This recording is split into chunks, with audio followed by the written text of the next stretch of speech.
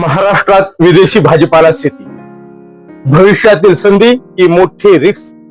नमस्ते मित्रांनो, विचार करा, आपण रोज जेवणात काय खातो? मेथी, पालक, वांगी, पण तुम्हाला माहित आहे का की तुमच्या जवळच्या शहरातल्या पंचतारांकित हॉटेलमध्ये किंवा पिझ्झा आउटलेटमध्ये मिळणारे ब्रोकली किंवा झुकिनी कुठून येतात?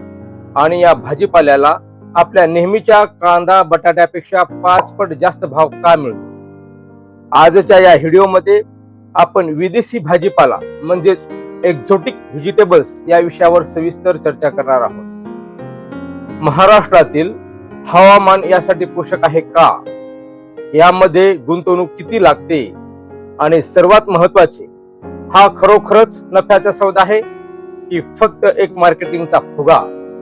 विदेशी भाजीपाला म्हणजे नेमकं काय? What are exotic vegetables? व्याख्या: जे भाजीपाला मूळचे भारताचे नाहीत, पण गेल्या काही वर्षात शहरीकरणामुळे त्यांची मागणी प्रचंड वाढली आहे।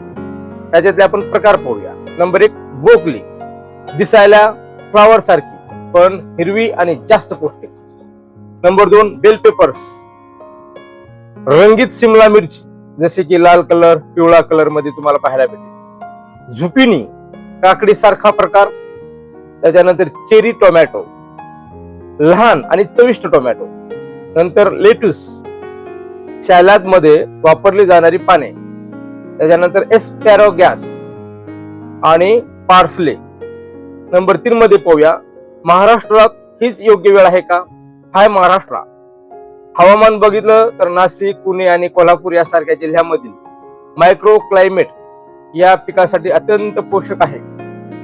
बाजारपेठेची जवळीक मुंबई आणि पुणे यासारख्या मेट्रो शहरांमध्ये मोठी मॉल्स, पंचतारांकित हॉटेल्स आणि हाय प्रोफाईल सोसायट्याज आहेत, जिथे या भाज्यासाठी मोठी मागणी आहे। तसंच निर्यात संधी पाहूया। नवी मुंबईतील JNPT पोर्ट आणि विमानतळाद्वारे आपण हे थेट आखाती देशात म्हणजेच दुबई, कतार येथे पाठवू शकतो। नंबर 4 मध्ये पाहूया, शेतीची पद्धत, तंत्रज्ञान आणि खर्च, द इकॉनॉमिक्स ऑफ फार्मिंग। संरक्षित शेती, प्रोटेक्टेड फार्मिंग। विदेशी भाजीपाला खुल्या शेतीपेक्षा पॉलीहाऊस मध्ये किंवा शेडनेट मध्ये चांगला प्रकारे येतो। याच्यात खर्च जर पाहिलं तर सुरुवातीची गुंतवणूक, पॉलीहाऊस आणि उभारणी 5 ते 10 लाख रुपयेपर्यंत खर्च येते, त्याच्यामध्ये अनुदान वजा करून। बियाणे खर्च, या भाज्याचे बियाणे महाग असतात। तंत्रज्ञान, ठिबक सिंचन, ड्रिप इरिगेशन आणि फर्टिगेशनचा वापर। पण थांबा, मुख्य आव्हाने, द चॅलेंजेस लेकिन रुकिये, मार्केटिंग हेच खरे आव्हान। मित्रांनो, शेती करणे सोपे आहे, पण ती विकणे कठीण आहे। कोल्ड चेन, या भाज्या लवकरात लवकर खराब होतात। जर तुमच्याकडे रेफ्रिजरेटेड हॅन किंवा जवळ कोल्ड स्टोरेज नसेल तर तुमचे मोठे नुकसान होऊ शकते। कीड आणि रोग, विदेशी पिकावर स्थानिक कीड लवकर अटॅक करू शकते, त्यासाठी तांत्रिक ज्ञानाची गरज आहे। नंबर 6 मध्ये पाहूया, कमाईचे गणित, नफा की तोटा, प्रॉफिटेबिलिटी अनालिसिस। नफा, जर तुम्ही थेट रिटेलर्स किंवा मोठ्या हॉटेल्सची करार म्हणजेच कॉन्ट्रॅक्ट फार्मिंग केला तर एकरी 5 ते 10 लाख रुपये नफा मिळवणे शक्य आहे। रिस्क फॅक्टर, भाव स्थिर नसतात, लगनसराईत भाव वाढतात तर कधी अचानक पडतात। नंबर 7 मध्ये पाहूया, महाराष्ट्रातील यशस्वी प्रयोगाची उदाहरणे, केस स्टडीज। मित्रांनो, हे सर्व ऐकायला चांगलं वाटते, पण प्रत्यक्षात कोणी हे करून दाखवलं आहे का? चला पाहूया काही रिअल लाईफ उदाहरणे। नंबर 1, नाशिकचे सॅलड बाउल मॉडेल। नाशिक जिल्ह्यातील अनेक तरुण शेतकऱ्यांनी एकत्र येऊन ब्रोकली, लेट्यूस आणि आइसबर्ग शेतीमध्ये क्रांती केली आहे। यशाचे सूत्र काय? तर त्यांनी केवळ शेती केली नाही तर व्हॅल्यू चेन तयार केली। आज त्याचा निकाल जर पाहिला तर नाशिक मधून मोठ्या प्रमाणात सॅलडचा भाजीपाला मुंबईतील पंचतारांकित हॉटेल्सना आणि मॅकडॉनल्ड्स, सबवे यासारख्या मोठ्या कंपन्यांना पुरवला जातो। त्याने स्थानिक व्यापारावर अवलंबून न राहता थेट कंपन्यांशी करार म्हणजेच कॉन्ट्रॅक्ट फार्मिंग केला। दुसरं उदाहरण पाहूया, पुण्यातील पुणे नारायणगावचा पॉलीहाऊस पॅटर्न। पुणे जिल्ह्यातील जुन्नर आणि आंबेगाव पट्ट्यात, विशेषतः नारायणगाव परिसरात रंगीत शिमला मिरची, म्हणजेच बेल पेपर्स आणि काकडी, याला इंग्लिश मध्ये आपण क्युकुंबर म्हणतो, याचे प्रचंड उत्पादन घेतले जाते. यशाचे सूत्र काय? इस्रायली तंत्रज्ञानाचा वापर आणि ग्रुप फार्मिंग येथील शेतकऱ्याचे स्वतःचे छोटे शीतगृह म्हणजेच कोल्ड स्टोरेज तयार केले आहे. निकाल: जेव्हा साध्या शिमला मिरचीला 10 ते 15 रुपये भाव असतो, तेव्हा हे शेतकरी लाल आणि पिवळ्या मिरचीला 80 ते 120 रुपये किलो पर्यंत भाव मिळवतात. तिसरं उदाहरण पाहूया साताराचं. महाबळेश्वराचा स्ट्रॉबेरी आणि एक्झोटिक बेरीज प्रयोग.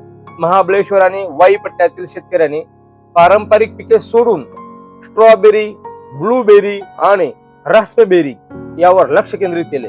यशाचे सूत्र: हवामानाचा अचूक वापर आणि ॲग्रो टुरिझम पर्यटकांना थेट शेतात बोलावून विक्री केल्यामुळे त्यांचा वाहतुकीचा खर्च वाचला. निकाल काय? आज भारताच्या एकूण स्ट्रॉबेरी उत्पादनापैकी 80% पेक्षा जास्त वाटा याच भागाचा आहे. चौथा उदाहरण पाहूया सोलापूर मधील चेरी टोमॅटोचा यशस्वी प्रयोग. पाण्याची कमतरता असूनही सोलापूरच्या काही प्रयोगशील शेतकऱ्यांनी ठिबक सिंचन आणि आधुनिक मल्चिंग पेपरचा वापर करून चेरी टोमॅटोचे विक्रमी उत्पादन घेतले आहे. यशाचे सूत्र: कमी पाण्यात जास्त नफा देणाऱ्या पिकाची निवड. निकाल: हे टोमॅटो मुख्यत्वे बेंगळुरू आणि हैदराबादच्या IT हब मधील सुपर मार्केट मध्ये विकले जातात, जिथे त्यांना सामान्य टोमॅटोच्या तुलनेत 3 पट जास्त भाव मिळतो. या उदाहरणामधून आपण काय शिकलो? द लर्निंग: मार्केट आधी शोधा. या सर्व शेतकऱ्यांनी आधी आपला ग्राहक कोण आहे हे शोधले आणि मगच लागवड केली. तंत्रज्ञानाची साथ: ठिबक सिंचन, पॉलीहाऊस आणि योग्य खताचे नियोजन म्हणजेच फर्टिगेशन, यामुळे हे शक्य झाले. एकता: जिथे शक्य आहे तिथे शेतकरी गट म्हणजे FPO स्थापन करून त्यांनी आपली ताकद वाढवली. शेवटी निष्कर्ष आणि सल्ला: कॅल्क्युलिझम अँड मेसेजेस.